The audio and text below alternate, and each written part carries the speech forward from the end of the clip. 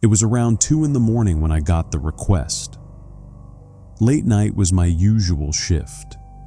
Roads were quiet, tips were better, but every so often I'd get a ride that reminded me why most people don't work those hours.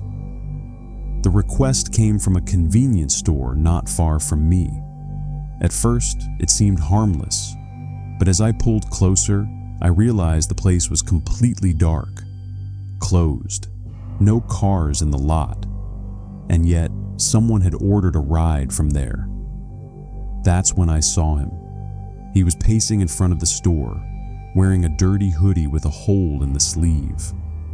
His movements were jittery, like he couldn't stand still, and every few seconds he whipped his head over his shoulder, like someone was following him. My gut screamed at me to cancel, but against my better judgment, I didn't. The moment he slid into the back seat, I regretted it. He didn't speak, didn't grab his phone like most passengers. He just stared through the rearview mirror directly into my eyes. His face was blank, but his eyes were full of something else. Anger, or maybe hunger. I couldn't tell. Trying to break the tension, I flicked on the radio. The first notes hadn't even played before he snapped, "Turn it off."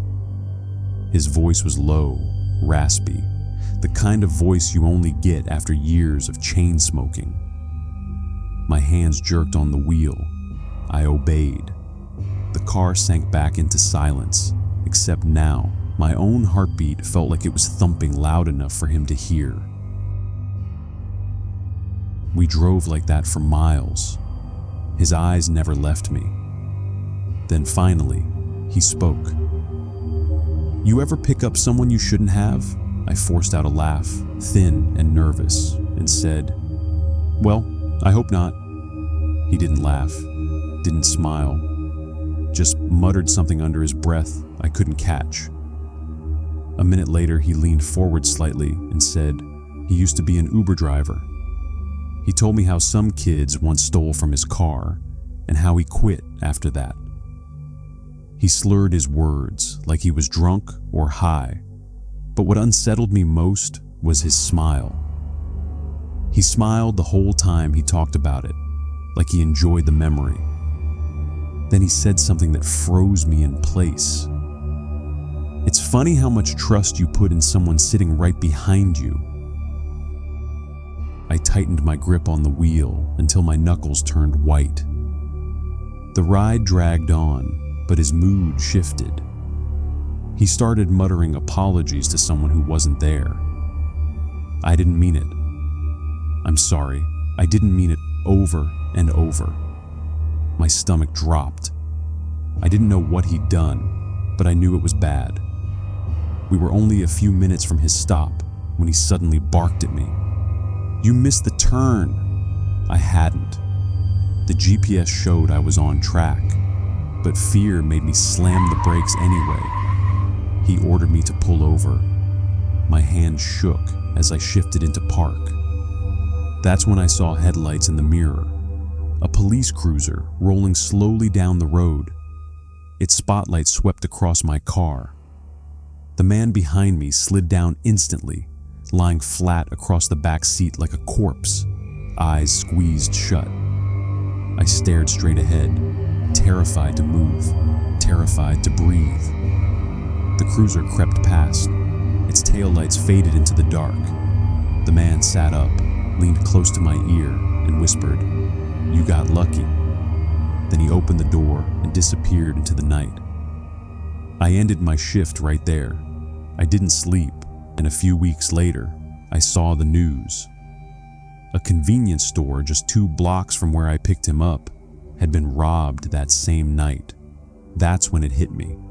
I hadn't just given a ride to a dangerous stranger. I had been inches away from a criminal who could have ended my life on a whim.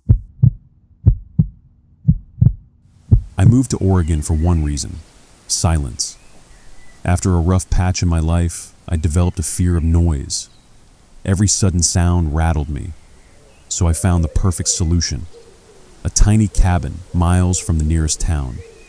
No neighbors, no traffic, just quiet. At first, it was bliss. I'd wake up to bird song, chop wood for the fireplace, cook simple meals on the stove. For the first time in months, I actually slept through the night. But then I met Michelle. She appeared at my door one morning, carrying a wicker basket full of homemade bread. She had long gray hair braided over her shoulder and piercing blue eyes that didn't blink often enough. Her voice was sweet, but her words chilled me. Keep your lanterns full, your windows shut tight, and your wits sharper than your axe. I laughed nervously, thinking it was some kind of old-fashioned country wisdom. But she didn't laugh back. She just stared at me, long enough for it to feel unnatural, then walked away without another word. That night, a thunderstorm rolled in. I was sitting by the fire when pounding rattled my door. It was Michelle, soaked to the bone. She shouted that she'd seen someone skulking near my woodpile. But here's the thing. Her cabin was a 10-minute walk down the trail. How could she have seen anything through the rain, in the dark, from that far away? I grabbed my flashlight and checked. No footprints, no movement, just wet leaves and the sound of rain hammering the roof. When I turned back toward the house, I swore I saw her standing at the tree line, watching. The next morning, I tried to visit her. I followed the dirt path toward her cabin, but halfway there, the woods went eerily silent.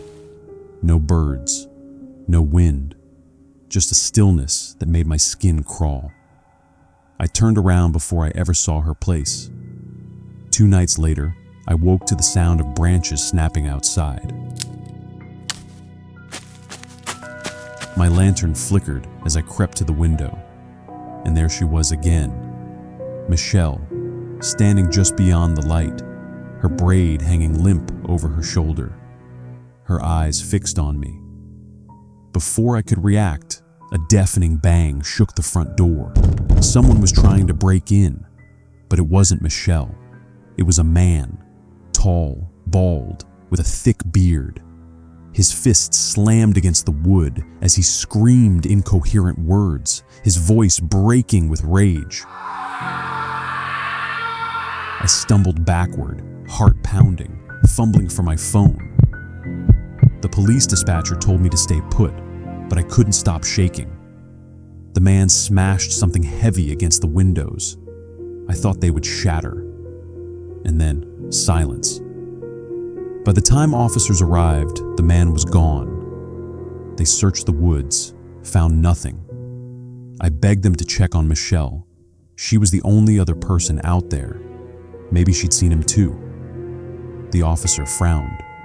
"Who's Michelle?" I told him. "The gray-haired woman with blue eyes, the one who lived just down the trail." His face went pale. "Nobody's lived in that cabin for decades. It's abandoned." When they took me there, my stomach dropped. The cabin was collapsing in on itself, covered in vines, windows smashed, dust and cobwebs everywhere. But on the table by the door sat a basket, fresh bread.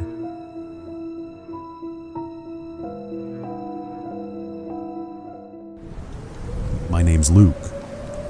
My girlfriend Catherine and I met as freshmen at Stanford about 3 years ago. We're both originally from Ohio, me from just outside Columbus, her from Cincinnati, and that shared background was one of the first things that drew us together. At Stanford, most of the student body's from California, so we kind of stood out as the Midwest kids. Every Christmas, we've had a tradition. Christmas Eve with my family, then a late-night drive to hers for Christmas Day. Her house is only a couple of hours from mine, so it's always been easy. In fact, that drive has become my favorite part of the holiday. The world feels asleep, the roads are empty, and it's just me, Catherine, the snow, and our music. This past Christmas Eve started out like all the others. We just wrapped up a night with my family, food, presents, laughter, and we left a little after midnight. The roads were deserted, as expected. Snow fell in light sheets, glowing in the beam of my headlights. We always play Juice WRLD during the drive. Laugh if you want, but it's our thing. Singing along to his lyrics together feels like we're in sync, like the whole world shrinks down to just us. That night felt perfect, until the phone rang. The music cut out mid-song. The dashboard screen lit up with an unknown number. I frowned. Nobody calls me that late unless it's an emergency. I let it ring out and went back to driving. Catherine joked about telemarketers being really committed on Christmas, and I laughed. We went back to singing. A few minutes later, my phone rang again. Same number, same unknown ID. I sighed and ignored it. Catherine looked at me with raised eyebrows, but said nothing. I tilted the phone to show her. Unknown number, she shrugged. But when it rang a third time, something in me snapped. I grabbed it off the console and swiped to answer, irritation boiling over. Hello? I barked, expecting some scammer's script. Silence, just faint static. I was about to hang up when a man's voice came through. Low, calm, almost friendly. Hello, Luke. I nearly swerved off the road. Nobody calls me Luke like that, not with that tone. Who is this? I demanded. The man didn't answer my question. Instead, he began reciting things. My full name, my address, my parents' names. Facts no stranger should know. His voice was steady, like he was reading from a file. My hands went clammy on the wheel. I kept driving, but it felt like my body was moving on autopilot. How do you know this? I asked, trying to sound calm, but failing. He ignored me. Then his tone changed. I'm not calling for you, he said. I'm calling for Catherine. My heart lurched. Hearing my girlfriend's name from a stranger was worse than hearing my own. I glanced at her. Her eyes were huge, face pale. I don't know a Catherine, I blurted out, desperate. You've got the wrong number, he chuckled softly. She's sitting right next to you. That was it. I pulled the car over, my hands shaking so badly I could barely hit the blinker. Snow swirled around us, the only sound the low hum of the engine. I opened my mouth to say something, but Catherine reached across me and hung up the phone before I could stop her. What are you doing? I shouted, my voice louder than I meant. He was threatening us. Why would you hang up? She just stared at me, wide-eyed, like she was in shock. I tried calling the number back. Once, twice, 3 times. It never went through, straight to some deadline. Catherine told me to keep driving. Her voice shook. Please, Luke, just drive, I did, but my mind was spinning. 10 minutes passed in silence. No music, no talking, just the tires crunching over snow. At one point, I glanced at Catherine. She had tears in her eyes. I don't feel safe, she whispered. I reached for her hand, but she pulled it away. Something twisted in my gut. We'd had trust issues before, little lies, half-truths, but nothing like this. Was she hiding something? That was paranoid. Who else could have known where we were? Only our families, and they'd never pull a stunt like this. But then who? I kept checking the mirror, expecting headlights, but the road behind us was empty, completely black. Finally, we pulled into her driveway. The porch light was on. The snow had stopped. Everything looked normal, but it didn't feel normal. We went inside, but I barely slept that night. It's been almost a month now. We asked both our families. None of them made the call. Catherine swears she doesn't know who it was, but every time my phone rings, I feel my stomach drop because I know he's going to call again. It's just a matter of time.